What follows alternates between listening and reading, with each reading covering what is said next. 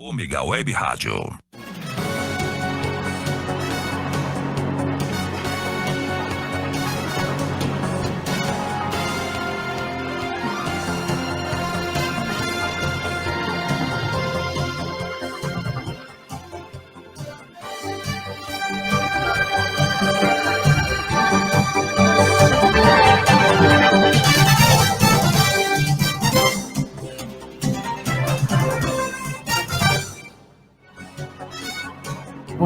Bom dia a todos, começando mais um programa 3 em pauta aqui na Rádio Ômega. Prazer em falar com vocês novamente em segunda-feira, dia 10 de maio de 2021. Obrigado por deixar a gente entrar na sua casa. Mais uma vez o programa com muita análise, com muita informação e muito debate sobre assuntos relevantes para a nossa região. 3 em pauta que tem o patrocínio do Laboratório Célula Mater, presente quando você mais precisa. Unidade principal ali no Canal 2 e as demais pela cidade, pela região, enfim.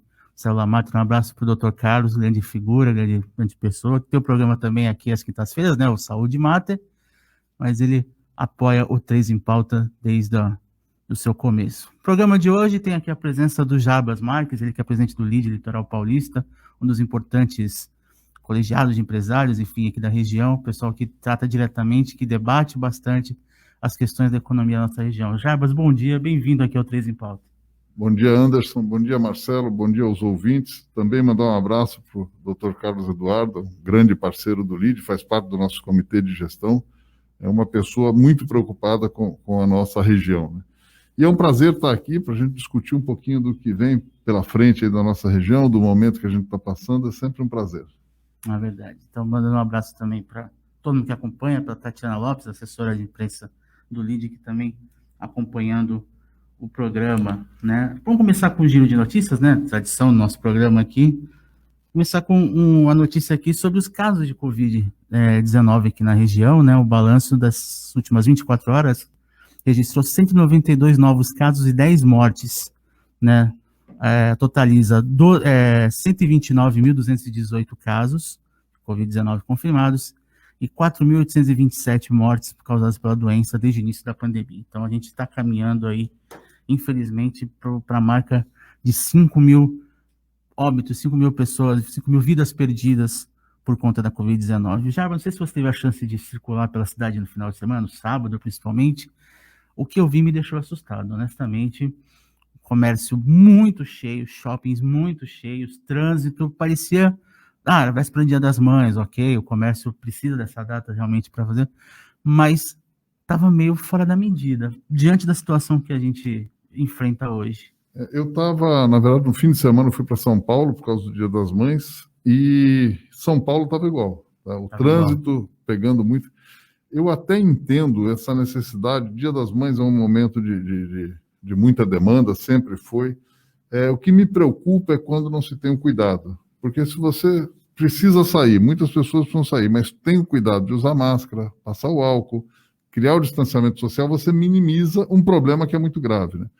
E a gente tem que achar o meio termo aí com a população, porque nós estamos falando aqui fora do programa, o adolescente, principalmente, ele está ávido por sair, né? É uma geração com muita necessidade de estar junto, de se envolver, de se relacionar, até para o bem mental.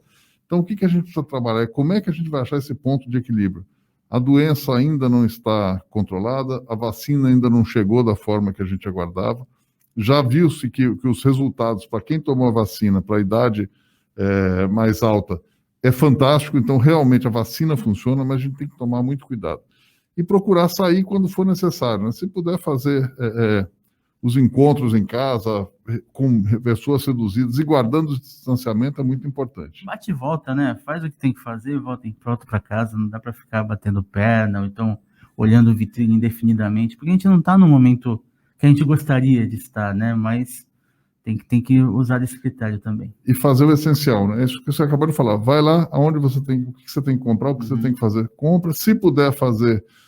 pela internet a sua compra, melhor ainda, e evitar os exageros, né? Guardar o distanciamento é muito importante, não tirar a máscara. A gente vê ainda na rua muita gente com a máscara no queixo, e você fala, um pedestre que está andando sozinho numa calçada, não tem problema.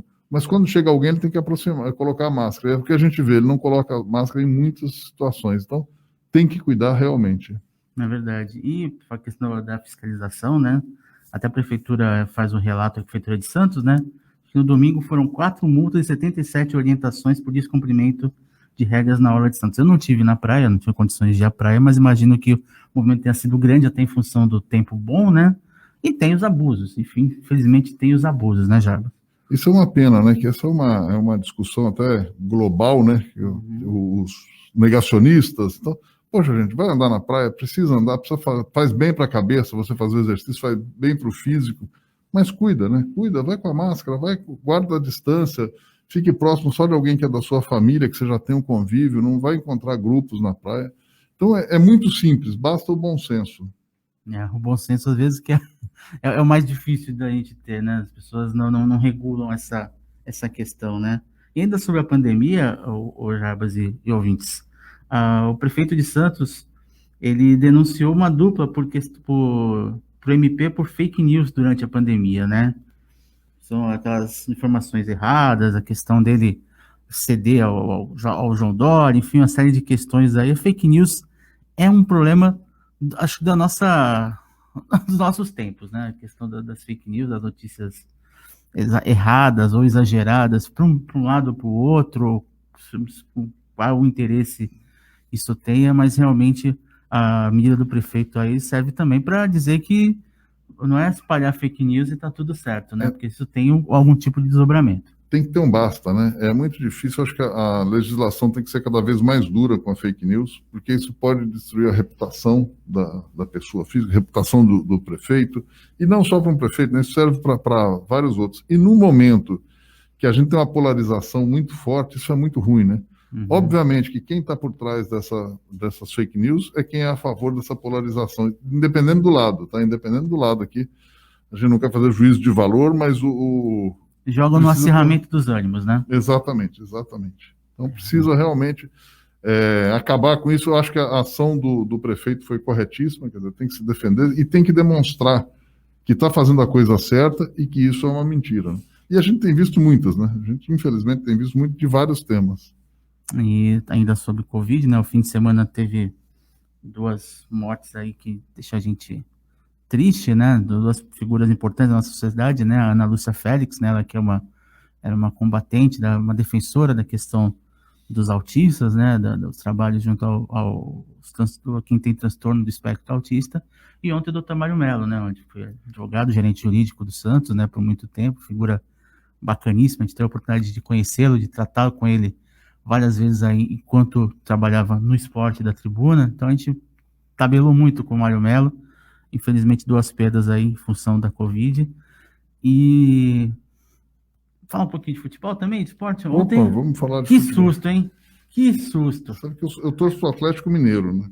Mas né? A minha mulher, a minha sogra que mora comigo, são santistas, então é o meu segundo time, o Santos. Eu acabei por morar na cidade aqui desde 2002, adotei como meu segundo time e gosto muito do Santos. E ainda bem que passou, né? Passou o susto, acho que não merecia, né? Obviamente, se você olhar pelas gestões que teve, talvez até merecesse, mas se você olhar pela história do Santos, pelo que representa, não merecia. Um time que foi recém-vice-campeão da Libertadores. Exatamente. Como é que cai no semestre seguinte? E outra coisa que eu acho que é muito complicada, né? O peso que isso traz para esses jovens. Foi bom não terem caído. Porque você tem jovens talentos que estão sendo moldados sem uma estrutura de um ou outro mais velho ali para dar suporte. Então foi muito bom que não caísse. Porque seria um peso muito grande até para a formação desses profissionais. De alguma forma ficariam marcados, etc. São nomes bons aí que acabariam... E a vitória te motiva cada vez mais, faz você acreditar, né? A derrota faz você achar que não tem competência, que é ruim. Então, é muito importante essa recuperação, essa superação, para que eles entendam que estão no caminho certo. O Galo tá na final do Mineiro, né? Contra o América, né?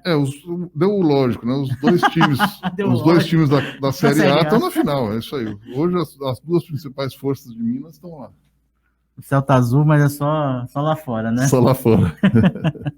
Então, a gente encerra o giro de notícias, pedindo ao pessoal que está acompanhando o programa para mandar suas perguntas, suas dúvidas, suas questões por Jarbas. A gente vai debater bastante a economia da nossa região. O Jarbas, fala um pouquinho do LEAD, assim, como que surgiu o LEAD aqui na região? Ele é de 2003, né? Ele foi criado O em LEAD, 2000. o LEAD surgiu em 2003 em São Uhum, Paulo, foi uma uhum, iniciativa do atual governador, que já não está no LEAD desde que ele se uhum, candidatou a prefeito, né? Mas ele reunia as principais empresas do Brasil uhum, para tratarem de negócios, de desenvolvimento, e começou a ter um corpo muito grande. O LEAD, antes do LEAD, eram encontros em Comandatuba, né? Aí ele começou a crescer, passou a ter reuniões mensais em São Paulo, chamados almoço-debates. Passou a ter muito sucesso. Esse almoço-debate foi aí ampliou para 2 regiões do interior, que foi Ribeirão Preto, e para fora do Brasil, que foi o LEAD Argentina. Daí ele cresceu bastante, hoje são 21 unidades no Brasil e 14 no exterior, além de São Paulo. E aqui no litoral paulista, tenho uma empresa de consultoria que ficava em São Paulo, eu trouxe a empresa para cá, porque eu já morava aqui desde 2002, 2013 eu trouxe minha empresa. E eu senti muito a necessidade de um grupo de network, de um grupo forte aqui na região, uhum. para reunir os grandes empresários locais e também fazer essa ligação com outros estados e outros países. E fui buscar o LEAD. Na época, até o antigo CEO, que hoje é secretário do Ministério da Economia, que é o Gustavo N., falou: ó, litoral o Santos é muito difícil, ele nem pensava em litoral, pensava na cidade de Santos. É muito difícil, a gente já tentou entrar, mas como está próximo de São Paulo, a dificuldade é grande. Aí eu fiz um trabalho de 1 ano para preparar o terreno aqui. Então, De a prospecção, enfim. prospecção, para conhecer, falar um pouco do. Então, a primeira reunião com o Gustavo foi em janeiro de 2018. Em fevereiro, nós verbalmente acordamos a parceria, mas só fui assinar o contrato 1 ano e 3 meses depois, em maio de 2019. Aí eu entendi o seguinte, que nós já estávamos preparados para trazer o LEAD. E foi aquele trabalho de formiguinha, né, conversando com cada empresário. Em agosto, a gente teve o primeiro evento aqui, foi um sucesso. A partir daí, a gente passou a crescer. Já no final do ano, nós abrimos o LEAD Mulher e o LEAD Futuro, que são 2 verticais do LEAD. Grande diferença, né? O LEAD trabalha com as grandes empresas, os grandes empregadores. O LEAD Futuro com lideranças jovens e o LEAD Mulher com lideranças femininas. Muitas empresas estão no LEAD Futuro e no LEAD Mulher, que é uma empresa de porte, mas que tem jovens lideranças e tem mulheres na liderança também. E o LEAD debatendo bastante os rumos da economia, uma série de eventos, né, como teve recentemente com o pessoal do Ministério da Economia para debater a questão do custo do Brasil, e tem um evento marcado para amanhã, né, Jarbas? Uma entrevista voltada para os filiados, para as pessoas que fazem parte do LEAD. Não é só o LEAD Litoral, eu acho que é LEAD Campinas e de Ribeirão Preto e de Ribeirão também. Preto, né? Que acertaram uma conversa com o ex-ministro da Justiça, o ex-juiz Sérgio Moro. Vai ser um papo muito bacana, falar sobre desburocratização. Isso é um problema que emperra a economia assim, de uma forma gigantesca, né? A questão da segurança jurídica, né? Esse é um grande ponto. Nós tivemos 2 lives muito preocupados com a economia. Na nossa região, a gente tem uma preocupação muito grande, inclusive estamos fazendo um trabalho junto com a Invest São Paulo para trazer investimentos para a região, a Invest São Paulo e as prefeituras. O LEAD foi o grande fomentador desse encontro. Obviamente que agora, daqui para frente, é com eles. Estiver em São Paulo com a Patrícia Ellen e Isso, tal. estivemos lá no dia 10 de fevereiro assinando esse termo de compromisso, e 15 de junho a gente deve ter a apresentação dos projetos aqui, estamos ajustando a agenda. Interessante. Mas quando a gente começa a falar de desenvolvimento da região, a gente fala, uma das coisas é o custo Brasil, né? Porque o Brasil hoje está muito bom para se investir, porque o dólar o real está desvalorizado, o dólar está muito valorizado aqui. Então, uma empresa vem aqui, com pouco recurso lá em dólar ou em euro, consegue entrar no Brasil. Mas ela esbarra no custo Brasil e esbarra também na segurança jurídica. Então, na última semana, nós trabalhamos com o Jorge Lima, secretário de Indústria, Comércio e Serviços do Ministério da Economia, falando sobre o custo Brasil. E é muito interessante a gente ver quantas ações estão sendo tomadas pelo Ministério da Economia, mas não estão tendo a divulgação necessária. Então, esse foi um dos aspectos. Foi muito bom, os empresários saíram muito animados da reunião. E quando a gente teve a situação do Lula com o STJ, o Supremo Tribunal Federal, STF. O que a gente entendeu ali? Ali tinha alguma coisa que não estava bacana. Ou o Lula realmente é inocente e ficou quase 2 anos preso e não é justo, Ou lá no início, se o Sérgio Moro, se Curitiba não era o fórum adequado, já deveria ter resolvido.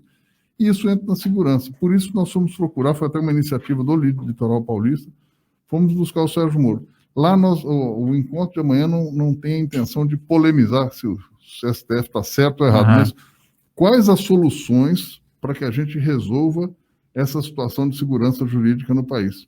Porque nós temos um potencial muito grande de investimento, mas isso trava bastante. Então, o custo Brasil trava e a segurança jurídica também. Então, esse é o tema de amanhã. Mas vamos falar também de outros assuntos, porque o Sérgio Moro, ele fez muita questão, ele vem como consultor jurídico. Ele não vem como ex-ministro, nem como ex-juiz. Mas, obviamente, que vamos tratar. Né?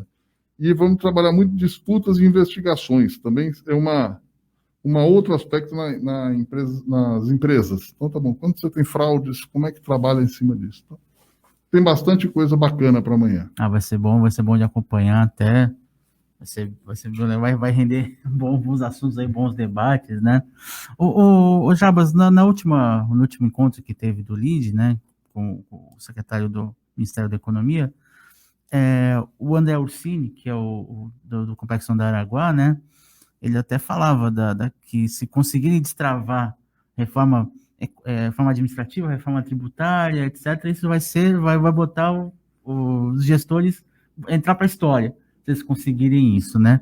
E o Complexo de Andaraguá, quem não conhece, em Praia Grande, é um complexo importante, né, que tem uma promessa de geração de empregos na casa de 15, 17 mil vagas, né, diretos, e está emperrado há um tempão por conta de questão de licenciamento ambiental. Essa questão do licenciamento ambiental, a legislação, ela acaba, de certa forma, até desestimulando alguns empreendedores por conta disso, da segurança jurídica que a gente está falando, né? A gente está falando do investidor que está aí há mais de 10 anos, com recursos muito grandes, com uma estrutura grande lá operando, esbarrando em coisas, entre aspas, pequenas. Óbvio que o meio ambiente hoje é fundamental. Tá? A gente não pode pensar em ter uma empresa que não respeite o meio ambiente.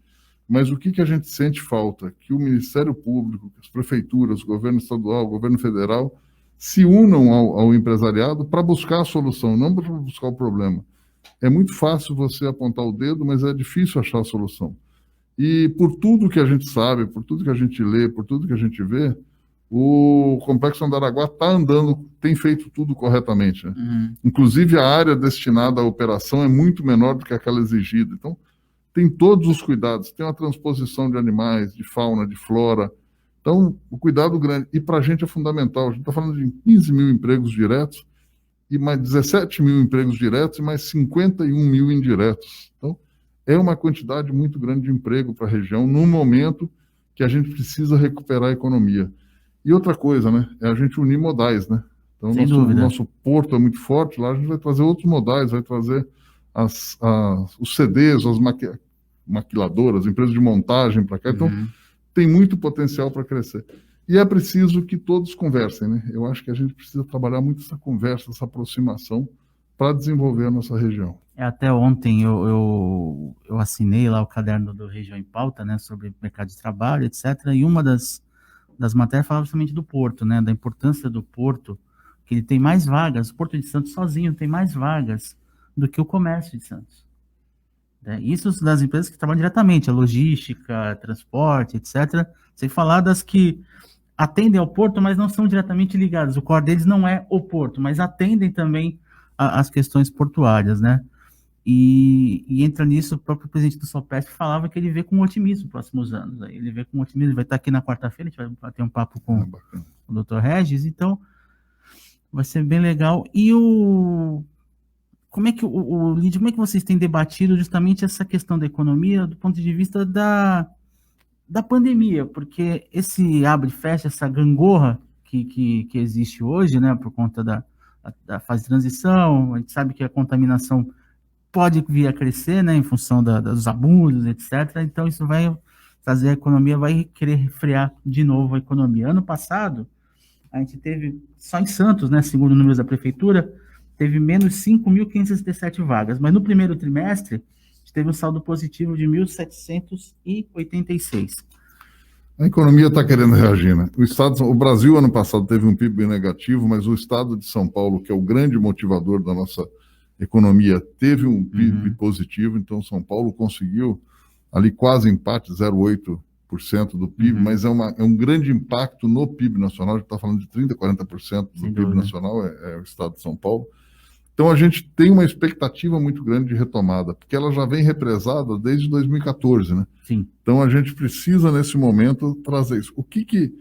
A pandemia, nós vamos, talvez daqui uns 4, 5 anos, a gente consiga de fora analisar as ações corretas e erradas. Mas eu acho que as grandes lições, a vacina, a gente não podia ter demorado tanto, e agora a gente precisa acelerar, precisa correr para receber a vacina.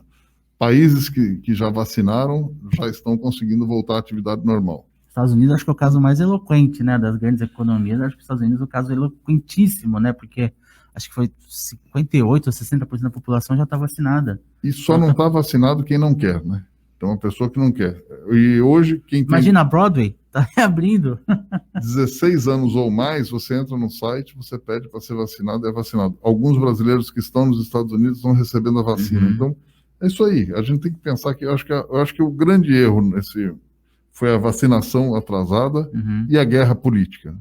Eu acho que isso a gente gastou muita energia no local errado. Quando a gente tem tanta coisa para fazer, se você tem um discurso alinhado entre todas as esferas, a gente consegue ter uma ação melhor da população. Quando você começa a ter essa disputa, não é nada bom. E aí eu não estou com juízo de valor para quem está certo ou quem está errado. Dúvida. Mas em algum momento tinham que sentar de alguma maneira e falar, gente, vamos reunir os governadores, vamos reunir o Executivo Nacional, o Legislativo Nacional, as prefeituras aí do Brasil inteiro, e vamos com uma linha só. Estou com uma expectativa muito grande que venha a vacina logo, que a gente consiga acelerar. Tem alguns países com excedente de vacina, que a gente consiga importar essa vacina. Isso da quebra de patente, né? Quebra de patente americana, uma coisa muito boa. Então, vamos aguardar, porque tem que acelerar bastante. Aí a gente retoma, né? Para ver se 2022 a gente começa melhor. Já vai ser um ano complicado, porque é um ano de eleição, né? Então, as esferas nacional e estadual, elas ficam mais paradas porque você tem um ano de eleição, então a preocupação é o voto. Mas vamos torcer para um país melhor. Eu acredito que esse duelo que se criou, que se propagou, de que ou pensa na economia ou pensa na saúde, eu acho que não duelar em momento nenhum. Não dá para tentar pensar as duas coisas de forma consistente e conjunta, né? Quando se trouxe, eu sou consultor de produtividade, então conheço um pouquinho o tema, e quando se trouxe a qualidade para o Brasil, muitas indústrias falavam, ou você produz ou você tem qualidade. Demorou muito tempo para entender que as duas coisas têm que andar juntas, né? Assim como hoje é a sustentabilidade, é o social, é a governança, então é o ESG, que inclusive é um dos temas do nosso evento do mês que vem. Mas a economia e saúde tem que estar juntos. Não adianta você separar ou uma ou outra. Essa é a pior coisa que existe. Não tem sentido. Ele é bom para um debate, para uma briga, mas não é bom para a economia, não é bom para a saúde, não é bom para a população. Todo mundo sai perdendo com essa discussão inócua, né? Vou chamar alguns recadinhos aqui. Temos o Fernando Pessoa dando bom dia, o Clodoaldo Souza dando bom dia, o Fernando Passos. Embora tenhamos... Vou tirar o óculos aqui para ajudar. Embora tenhamos pessoas descuidadas no Dia das Mães, acabou dando um fôlego a mais aos comerciantes. Isso aí também é inegável, né, Chabas? Que o comércio estava precisando, estava contando muito com esse feriado do Dia das Mães, né? Estava precisando, era necessário, precisa recuperar. O que se perdeu não se recupera mais. É o avião que voou com assento vazio, esse assento você não recupera na próxima viagem, já perdeu. O que a gente tem que fazer é uma ação para que não se perca tanto mais. Muita gente ficou pelo meio do caminho, né? Muito empresário, e aí quando você fala no empresário, o empresário, é a empresa que ele tinha, é quem alugava o imóvel, são os funcionários que ele deixa desempregado, então agora tem que recomeçar. Então o que está perdido, infelizmente está perdido. Seria muito interessante ter uma ação governamental, tanto das esferas municipal, estadual quanto federal, para ajudar o pequeno e médio empresário. Seria muito importante, porque aí você dá um fôlego para sobreviver. E não é só questão de liberar crédito e tal, com juros baixos, porque os juros baixos não são tão baixos assim, e você pega um comerciante, um empresário que já está na situação apertada, e você dá uma corda para ele se enforcar um pouco mais, né? Os juros baixos, acho que tem que vir como um Pronamp, né? Para ajudar o empresário e até para forçar o mercado financeiro, porque o mercado financeiro, para ele não existe crise, né? Eles continuam cobrando alto, cada vez mais alto. É o meio, é a forma, se tem alguém pagando, eles vão cobrar, mas a gente precisava ter, os nossos juros ainda são muito absurdos no Brasil. Você cai taxa de juros, agora ela retomou um pouquinho o crescimento, mas você cai taxa de juros e os juros, na ponta, ele continua altíssimo. Para tomada de crédito a coisa continua muito complicada, né? A Maria Aparecida Coelho Dias dando bom dia, Maria Aparecida. Sônia Maria Santos, bom dia, 13 em pauta. Anderson, o Jabas também mandando um abraço, bom programa. O Eduardo Filete, nosso amigo Filete aqui da Clínica Veterinária Filete também, mandando bom dia. A guerra política gastou muita energia e perdemos tempo. A disputa na pandemia acabou sendo muito ruim. É a pura verdade, né? Ele manda um ótimo programa. Concordo plenamente com ele. Essa disputa política, essa guerra política que tomou conta e continua, né? Porque temos uma CPI. Como é que você está vendo a CPI da Covid? Eu acho que em momento errado, tá? Eu não julgo aqui se deveria ou não ter a CPI. Isso é uma outra discussão. Eu não tenho, para ser franco, eu não tenho nem opinião formada se deveria ou não ter. Mas eu acho que o momento é errado. A gente tem que estar com todas as armas voltadas para a pandemia. E quando você desvia o foco, você gasta energia em outro lugar. Então, você tem boa parte do Senado focada. A gente teve o ministro da Saúde, passou um dia inteiro lá respondendo, em vez de estar trabalhando pela Covid. Então, a gente tem uma preocupação maior, o inimigo maior é a Covid hoje. Então, a CPI, eu entendo que foi em momento errado. Se o Supremo entendia que ela deveria andar, poderia ter colocado um outro. Nem que amanhã tenha que impedir o presidente, impedir o ministro, mas nesse momento estamos gastando energia fora de foco. Exatamente, também acho isso. Bom, antes da gente retomar a discussão, o debate sobre o LID, vamos com uma mensagem da Cris Carvalho aí sobre o Célula Mater. Pode falar, Cris. Laboratório Célula Mater Viva, uma unidade com atendimento especial para a idade da experiência. Estamos na Rua Amazonas 137, em Santos. Agende seu horário através do telefone 3225-2586. Célula Mater, presente no momento que você mais precisa. Aí, esse foi o recado da Célula Mater. Mais uma vez, um abraço ao Dr. Carlos, grande figura, grande pessoa. Um abraço a ele, que com certeza ficou mais aliviado aí com o não rebaixamento do Santos, assim como o torcedor de modo geral.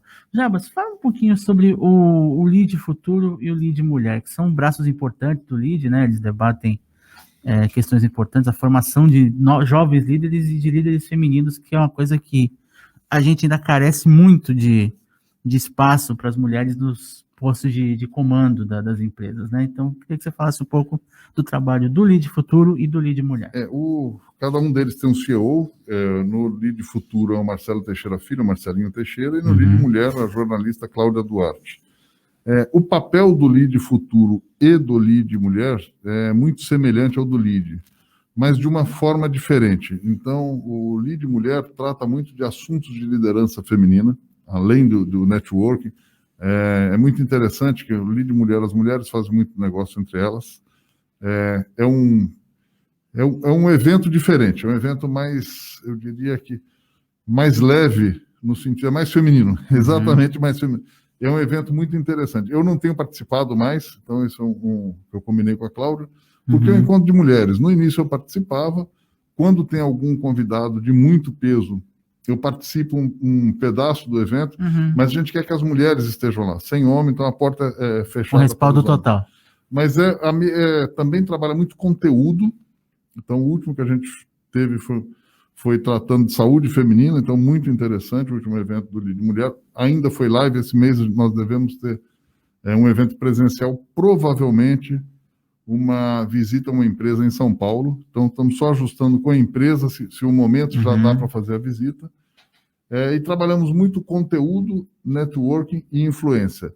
No LID Mulher, eu diria que o conteúdo tem um peso muito grande. Obviamente que os três têm peso, tá? Mas talvez o conteúdo tenha um peso um pouco maior.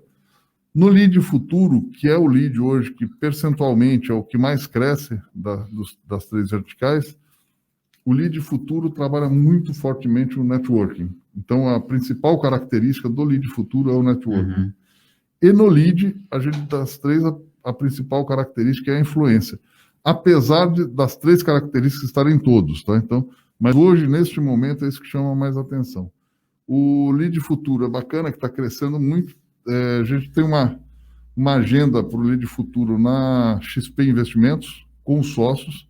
Essa agenda seria dia 17 de março, aí veio o fechamento. Certo. Nós adiamos maio, a gente já sabe que não vamos conseguir, mas provavelmente em junho. Ah, muito bom. Então, esse é o outro lado também, viu? Que os Lead, a gente tem alguns eventos fora da região. Então, por exemplo, em 2020, nós tínhamos programado uma viagem para o Paraguai, para investimento. Com a pandemia, ela fechou, a gente acabou não fazendo, mas estamos revendo. Tem uma discussão de uma viagem, aí é o Lead, né? Para a Índia. Então, a gente teve aqui no final do ano passado o cônsul da Índia, no estado de São Paulo, então a gente talvez vá com alguns empresários da região para a Índia. Mas isso tudo depende do momento que é a pandemia. Digamos que a Índia não é um bom destino nesse momento, alguma, né? A coisa realmente está muito complicada lá. Hoje o Lead tem quantos filiados? Se nós somarmos os três, em torno de 110 empresas filiadas. 110 empresas. 110 empresas, aí pessoas dão umas 170, 180.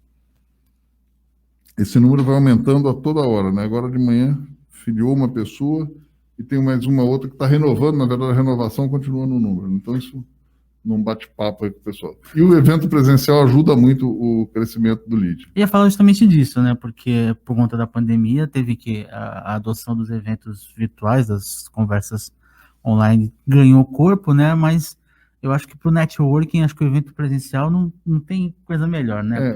O networking a gente tem duas maneiras. O presencial que é o grande negócio, mas o que a gente tem feito? A gente tem feito eventos B2B, que é evento de negócio, onde cada um fala da sua empresa e depois a gente cria essas conexões. Então, no mês de abril, nós criamos 44 reuniões entre filiados. E aí, falando só de Lead, tá? Fora o Lead Futuro, que a gente teve mais uma gama. Então, existe esse trabalho network. Mas, obviamente, que é uma reunião, na maioria dos casos, é uma reunião virtual. Quando é presencial, você tem mais chance de fazer negócio. Mas faz parte desse mundo que a gente está vivendo, né? Eu acho que a gente vai ter, em termos de reuniões, a gente vai ter um misto. Os próprios eventos, em algum momento, a gente deve fazer um evento híbrido. Palestrante, muitas vezes, vem e você tem os filiados ali, mas o palestrante pela internet, né? Via áudio, vídeo. Acho que qualquer forma de debate, na verdade, ela é muito válida, porque a gente precisa tanto de boas ideias, de pessoas que tenham boas ideias e dispostas ao debate, pessoas que tenham substância para debater, isso ajuda bastante, né? Boas ideias e boas realizações, né? A gente precisa casar os dois. Então, quando a gente traz o conteúdo, você está trazendo a ideia, mas aí quem está lá tem que transformar essa ideia em resultado, né? Então, aquele potencial que existe, trabalhar para algo de bom, para algo de novo para nossa região. Verdade. Já, mas como é que o Lead, a conversa, a relação com as prefeituras, com as administrações municipais da região? Na Baixada Santista, a gente tem uma abertura muito grande de todos os prefeitos. Tanto isso que foi esse trabalho que a gente fez com a Invest São Paulo de desenvolvimento econômico. E o Lead procura, essa é uma orientação desde que eu entrei, não ser partidário. Tá? Então, você pode ter uma gestão de direita, de esquerda, de centro. O que a gente quer? O desenvolvimento da nossa região. Se ele é mais à direita, mais à esquerda, mais ao centro, isso pouco importa para a gente. O que a gente quer é acompanhar. Não tomamos posições político-partidárias. Tá? Essa é uma outra coisa importante. Eu tenho as minhas convicções pessoais, mas isso é uma convicção minha, isso não tem nada a ver com o Lead. Então, a gente traz pessoas de vários matizes aqui para debater, para se filiar, inclusive. A relação com as prefeituras é muito boa por causa desse respeito. E essa relação com as prefeituras eu acho bom, porque a Baixada Santista está de tal forma integrada, porque tudo que se conversa, se debate numa cidade, vai ter implicação nas outras. Então, acho que esse entendimento, primeiro, entre as prefeituras, né? Isso é importantíssimo, o trabalho do Condesb, né? Que o Rogério Santos é o atual presidente, a própria AGEM, né? Que a Raquel era presidente até ano passado, né? A Raquel Kine, presidente. Agora mudou para o Mauro Haddad e agora mudou novamente. Me sumiu o nome aqui, é o novo presidente da AGEM, o diretor da AGEM. Mas são instâncias aí regionais, assim, e Jabas, é importante também essa interlocução com o governo do estado, né? Vocês, a região teve a questão do Invest São Paulo, mas outras instâncias, né? Outras secretarias, o próprio secretário Marco Vignoli, enfim. E governo federal, né? Como eu te falei, semana passada a gente teve um evento com o governo federal, que foi o Jorge Lima, secretário de Desenvolvimento da Indústria, Comércio e Serviços da Secretaria da Economia. Tivemos alguns secretários aqui, a Patrícia Mello no nosso evento, deve estar no evento do mês que vem, o Marco Vignoli, como você falou, o Wilson Mello, da Invest São Paulo, apesar da Invest São Paulo não ser um órgão do governo, né, ela é independente, mas essa conexão é muito importante, por isso o cuidado que a gente tem em ser realmente imparcial, então, acompanhar cada um deles. E a questão da representatividade aqui da região, os deputados, seja na esfera federal, seja estadual, qual a importância desse trato com eles também? Eu acho que em termos de quantidade, aqui eu não estou discutindo qualidade, tá? Mas em termos de quantidade nós estamos muito mal representados.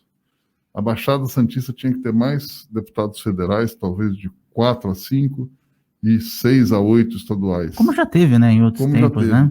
E a gente está com uma campanha aí de divulgar, começar a divulgar. Na verdade, ainda não lançamos a campanha, mas é divulgar essa necessidade. Quem é da Baixada Santista, vota em quem é da Baixada Santista. E eu entendo que, num primeiro momento, a gente precisa de volume. Antes, mas a qualidade talvez não seja melhor. Eu acho que a qualidade é boa, tá? Mas se alguém discutir que a qualidade não é melhor, mas qual que é a vantagem? É trazer alguém de outra região? Não, vamos trazer da nossa região, porque a gente passa a ter força nos negócios, nas discussões que a gente vai ter lá à frente. Então, é uma das campanhas, uma das frentes do LIDE, é trazer esse debate para votarmos em pessoas da nossa região. Precisa representatividade. Com todo o respeito ao deputado Baleia Rossi, né? Mas a área dele é Ribeirão Preto, né? Ele teve uma votação muito grande na eleição passada aqui. A Joyce teve uma votação muito grande. O ator, que hoje está aqui no deputado federal... Alexandre Frota? Alexandre Frota teve uma votação representativa. Eles mal conhecem a nossa região, não tem nenhuma relação. Então a Joyce ainda veio aqui ano passado, um pouco antes da pandemia, veio fazer algumas coisas, fazer algumas incursões. A Joyce, em 2019, participou do primeiro evento do LIDE, na época ela era líder do governo na Câmara. Sim. Depois ela e o Bolsonaro romperam, os motivos dele. Mas não é uma pessoa da região. A gente precisa trazer gente da região para discutir a nossa região, para trazer benefícios para a região. A Câmara deveria se preocupar em legislar e criar as leis. A gente sabe que não funciona assim, né? O Brasil mudou a característica. Então, que pelo menos esses líderes representem bem a nossa região, para trazer investimento, para trazer recursos para cá. Ainda vou falar um pouquinho de Porto, né? Embora o presidente do Sopesp venha aqui na quarta-feira, mas eu queria ouvir a tua opinião sobre esse processo de desestatização do Porto, né? Que o governo vem ensaiando há um tempo, fazendo estudos junto ao BNDES, etc., para poder criar um modelo ideal para esse processo de desestatização, até pegando outras companhias docas, né, acho que Espírito Santo, Bahia, né, para poder ver como é que funciona pro lado deles.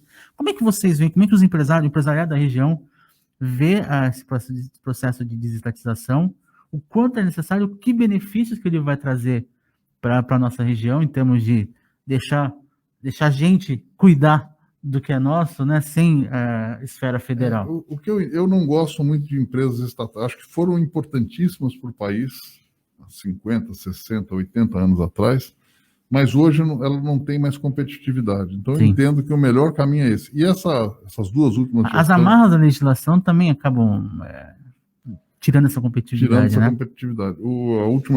As duas últimas gestões, né, Tércio e agora com o Biral, tem trabalhado muito bem, né, nesse sentido. Então, eu acredito que é o melhor caminho, realmente, de uma forma geral. Como eu acho que Correio tem que ser privatizado, Petrobras tem que ser privatizado, agora, o que a gente tem que fazer? É o como privatizar bem e ter órgãos reguladores. Aí sim passa a ser o papel do governo. Ter órgão que regulamente para que não tenha abusos, né, principalmente cartel. Alguns cuidados tem que se tomar, mas, com certeza, a privatização é o caminho, tá? Não dá mais para a gente viver com empresas estatais. O Estado acabou se notabilizando ao longo do tempo por ser aquela administração inchada, administração pouco dinâmica, pouco lucrativa, pouco competitiva, exatamente, né? E o Brasil hoje tem um Estado muito pesado, né? Quando a gente fala em reforma tributária, eu acho ela importante, mas essa reforma que está vindo é uma reforma para salvar o Estado, né? Não é uma reforma para salvar o país. Então, não é uma reforma que vai impactar nas empresas, na redução do custo lá na ponta para o consumidor. É uma reforma para adequar as contas do Estado. Então, eu não acredito que haja redução de impostos. Eu acho que vai ter um rearranjo. Talvez diminuir guerra fiscal, algumas vantagens aí. A gente precisava ter uma reforma mais ampla. Só que não tem espaço para ela agora. Então, na verdade, a gente está numa situação muito crítica. Eu gosto muito do funcionalismo, tenho amigos extremamente competentes, mas o modelo que está aí é um modelo que muitas vezes fortalece aquele profissional que não tem muito interesse. Eu vou dar um exemplo aqui, um setor com 10 pessoas, talvez você tenha 2 ali que trabalhem muito mal, mas tem garantia, tem segurança, e 3 ou 4 que trabalham por essas 2, que acabam, e os outros que trabalham normal. Então, essa ineficiência na iniciativa privada você não tem. Aqueles 2 que não trabalham bem não vão ter espaço. Então, essa situação que a gente precisa ajustar. Hoje, o nosso setor público é inchado, né? A gente tem gastos absurdos no setor público. Quer dizer, essa estabilidade que, às vezes, tinha que ser acompanhada de metas, alguma planificação nesse sentido, assim, que, de alguma forma, provocasse esse funcionário que está estável empregaticiamente, digamos assim, mas cumprir aquelas metas que sejam benéficas ao próprio negócio da empresa, né? Isso, e eu sou muito favorável à boa remuneração, tá? Eu acho que eu falo, o funcionário público ganha muito, tem que ganhar bem, tem que ganhar muito, mas tem que ter uma medição para que ele trabalhe bastante, trabalhe o proporcional ao que ganha, né? Mas só lembrando, a grande maioria trabalha muito, e trabalha bem, tá? A gente está falando que essa minoria cria esse peso todo, porque a grande maioria, eu tenho aí boas relações com algumas pessoas do poder público que trabalham tanto quanto o pessoal da iniciativa privada. Não, com certeza. Eu acho que esse tipo de debate, esse tipo de intervenção, assim, é tudo em favor da competitividade, que a competitividade acaba gerando mais emprego, acaba gerando uma economia mais forte, né, de alguma forma. A questão você falou das reformas, né, da reforma tributária, da reforma administrativa, né, que são elementos importantes aí para a economia dar essa destravada, assim. Tá tudo meio parado, né? Não dá para infelizmente não tem como ser diferente, porque o momento exige atenção para a questão da vacina, a questão da melhora da Covid, mas você consegue enxergar esse tipo de reformas, assim, antes do final do governo Bolsonaro? Ele vai conseguir colocar isso em prática? E outra pergunta, o que você acha da atuação do ministro Paulo Guedes? Vamos lá. Primeiro que a gente perdeu o timing, porque no primeiro ano deveriam ser feitas as reformas, como foi feita a reforma da Previdência. A discussão, foi a melhor? Não sei, ela foi feita. O inimigo o bom inimigo do ótimo, né? Então, muitas vezes você não consegue fazer o ideal, mas consegue dar um passo importante. Tinham que tentado no primeiro ano. Aí veio a pandemia e ela bagunçou tudo. Eu tenho uma expectativa, porque tem um interesse da Câmara de fazer a reforma esse ano, né? Administrativa e tributária. Nem que não sejam as melhores, mas eu acredito que vai sair. Porque tem um compromisso muito grande. O Brasil precisa se comprometer, aí não é o governo Bolsonaro só. E quanto ao Paulo Guedes, ele ainda não entregou o que se esperava dele quando ele foi. O Bolsonaro foi eleito também por causa do Paulo Guedes. Então, porque quando ele foi eleito também por causa do Paulo Guedes. E ele ainda não entregou, mas ele tem muitas ações boas que não estão sendo divulgadas. Exemplo dessa live que nós tivemos na semana passada, falando justamente do Custo Brasil. Então, eu acho que ele precisa mostrar mais, acho que ele precisa aparecer, porque realmente a expectativa dele era muito alta e a entrega está muito baixa.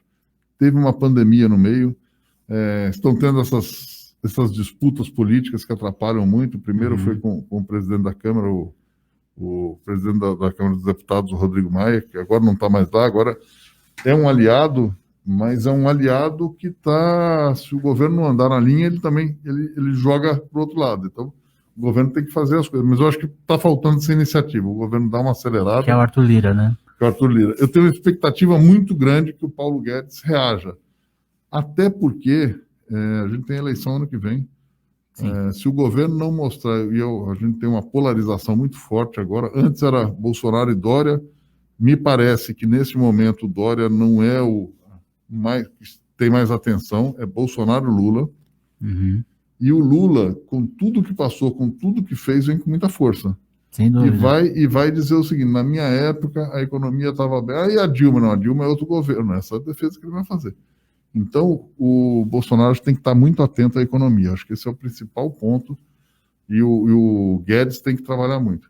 E vamos ver o que vai dar também nessa CPI, né? Porque a gente não sabe a gente sabe como começa, mas não sabe como termina, né? Geralmente nem termina, né?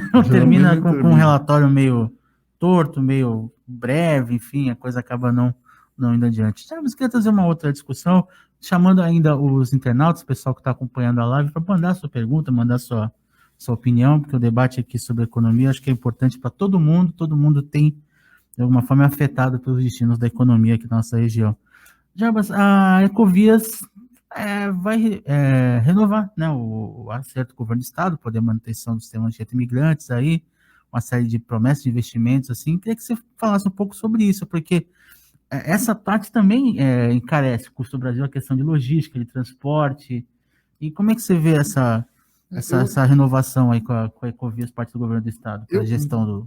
Eu não conheço o contrato, não posso discutir o contrato, Sim. Mas olhando genericamente, eu sou a favor. Eu acho que agora você vai falar, mas você tem... É uma opinião aqui, não tem nenhum fundamento científico. Claro. Por quê? Porque já é quem opera, já está lá, vai trazer uma nova via, né? Então a gente vai ter passa a ter uma via nova. E aparentemente aquela discussão túnel-ponte, ela aparentemente morreu, né? Não se fala mais nisso, né? Acaba afetando até diretamente, né, essa questão do túnel. A travessia, né? A gente continuou sem... É o que parecia no início, né? Discutiu, o que vai acontecer? Mais 100 anos sem a travessia. Então, mas, a princípio, eu sou favorável a essa concessão, essa continuidade. Lembrando que 19 das melhores estradas do Brasil, das 20 melhores, estão em São Paulo, né? Sim. Então, a gente pode criticar o valor do pedágio, que eu acho alto. Seja a Ecovias, seja outra concessionária. Seja outra, mas a gente tem os melhores aqui. Então, a gente está numa situação que a gente tem a melhor situação de logística do país. Então, dá para melhorar? Dá. Obviamente tem. O pedágio é pesado? É pesado. Quer dizer, para quem sobe e desce, é como se fosse 14 para ir e 14 para voltar, né? R$28. Mas existe um plano aí, né? Um projeto para poder fazer o pedágio por quilometragem, né? Isso aí também vai mexer um pouco com essa... Isso é bom, né? Isso é bom, como tem na Europa, é muito comum, né? Então, dependendo de onde você entra, de onde você sai, você tem um pedágio menor. Mas eu acho que essa é uma discussão interessante. Eu, a princípio, sou a favor da continuidade, desde que tudo esteja correndo dentro da lei, da legalidade, porque trocar de operador é sempre muito ruim. Se você vem com um operador novo, até se adaptar, você perde um ano aí, você pode ter risco de qualidade. Se até o operador de celular a troca é complicada, imagina você trocar o gestor do complexo rodoviário e do porte da a gente está com uma operadora, aí você está chateado com ela. Você muda para outra, você fala que saudade da antiga, né? qualquer que seja. Saudades do meu ex, né? Aquela coisa toda.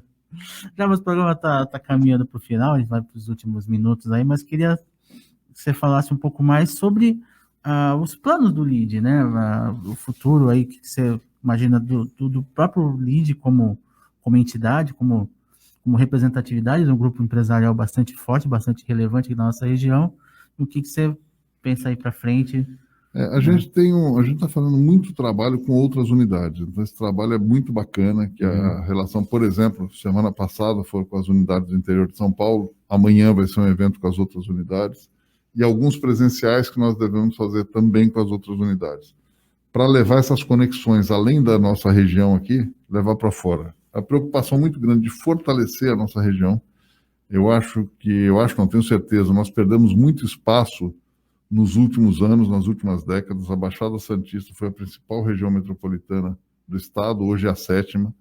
Talvez não seja mais a principal, tá? Porque é do crescimento dos outros, mas a gente tem que voltar, recuperar, talvez estar entre as 4 melhores. Por causa dessa desarticulação, que você acha que perdeu esse espaço? Um dos motivos é a falta de articulação.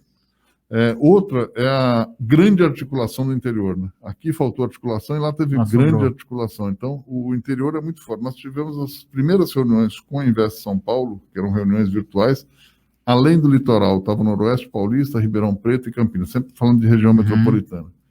E nessas outras regiões a gente viu muito projeto. Então, essas regiões estão muito aceleradas, preocupadas em investir. E aqui, muitas vezes, a gente demorou. Hoje, aí a gente trouxe a Invest São Paulo para cá, apresentou a região e a gente passa a ter potencial de novos negócios aqui para a região. E nós temos muita riqueza. Fora o agronegócio, todo o restante da nossa economia é forte. Turismo, logística aí, muito em função do porto, educação, saúde, comércio. Então, a nossa região tem um potencial muito grande. Indústria, eu acho que eu já falei. Então, precisa trabalhar esses setores e trabalhar para atrair investimentos para a nossa região. Sem dúvida aqui. Tem mais 2 recadinhos aqui do Alcides Catarino, dizendo parabéns, ótimo programa. E o Fernando Pessoa traz mais uma pergunta, que eu acho que bate um pouco com aquilo que a gente estava falando agora, a questão da logística, de como é importante para desenvolvimento do porto, para diminuição do custo. Ele pergunta aqui, deveriam investir mais nas malhas ferroviárias. Isso também é um ponto bem importante, né? Então, a gente aproximamos 2 dessas operadoras aí da Invest São Paulo. Obviamente que eles já tinham os contatos, mas a gente fez uma aproximação, porque tem muito investimento previsto aqui para a região. E concordo plenamente, a malha ferroviária... O Brasil teve uma malha ferroviária no início do século passado maior do que a americana, né? Sim. Então, e a gente ficou para trás. Foi uma opção, foi uma aposta, mas em algum momento a gente deveria ter revisto essa aposta. Demorou. Esse governo já está revendo essa aposta. Eu acho que a gente tem um potencial grande aí de trabalhar a malha ferroviária.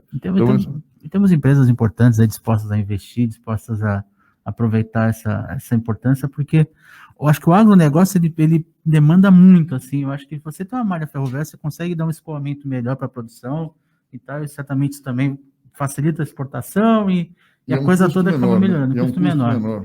Isso aí. Então, bem bacana. Muito potencial. Jabas, queria, antes de encerrar, já te agradecendo pela presença aqui no 3 em Pauta, agradecer a todo mundo que comentou, que mandou sua pergunta, seu comentário, que você reforçasse o convite para os membros do LEAD, o pessoal que acompanha, assim, sobre a live de amanhã com o Sérgio Moro.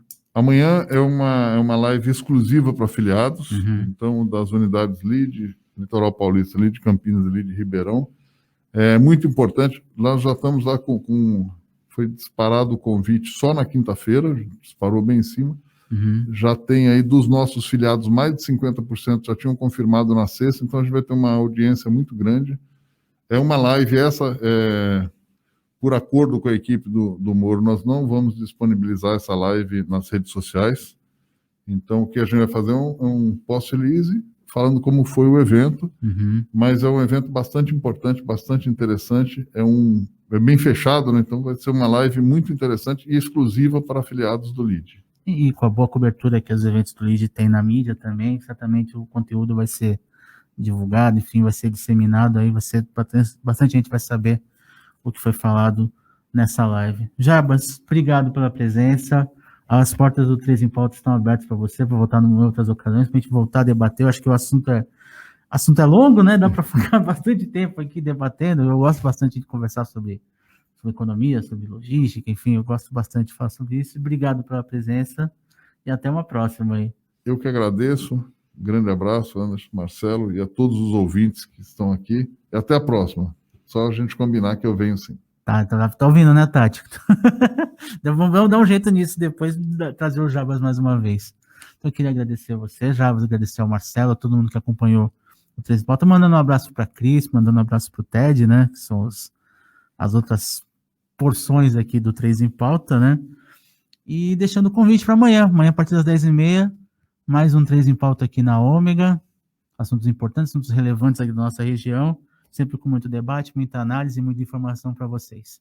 Então, um abraço a todos, uma boa segunda-feira, uma boa semana, cuidem-se e até o próximo 3 em Pauta. Tchau, gente.